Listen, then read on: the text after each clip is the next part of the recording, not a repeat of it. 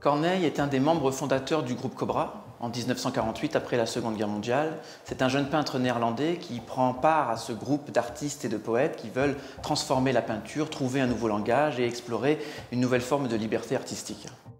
Cobra est une histoire de locomotive, comme disait Christian d'Autremont.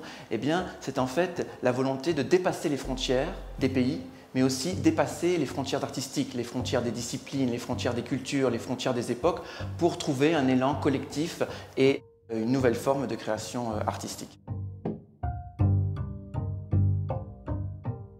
Corneille est venu en 1950 à Pont-Aven, précisément sur les traces de Gauguin, qui est pour lui un de ses maîtres.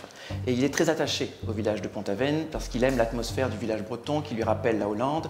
Et Pont-Aven est une ville d'artistes. Et cette lumière, ces paysages marins, ces chaos granitiques vont inspirer ces paysages abstraits, notamment des années 50-60. Plusieurs œuvres de l'exposition se font écho de ces paysages particuliers et de cette atmosphère granitique, minérale et marine caractéristique de la Bretagne.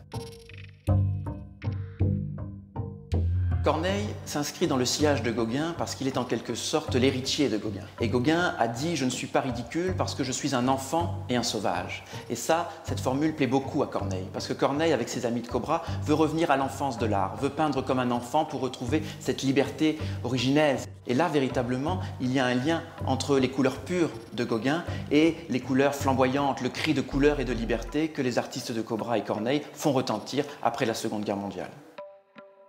Corneille n'est pas un peintre de l'art pour l'art, et il veut faire jaillir l'art de la vie quotidienne, de la vie de chacun d'entre nous. Et c'est cet élan artistique qui anime toute sa peinture, qu'il soit en Afrique, qu'il soit en Asie, qu'il soit sur les bords de la Méditerranée. Eh bien, c'est cette liberté artistique qu'il explore et cette vie intérieure qu'il nous révèle et à laquelle il nous invite dans la contemplation de ses œuvres.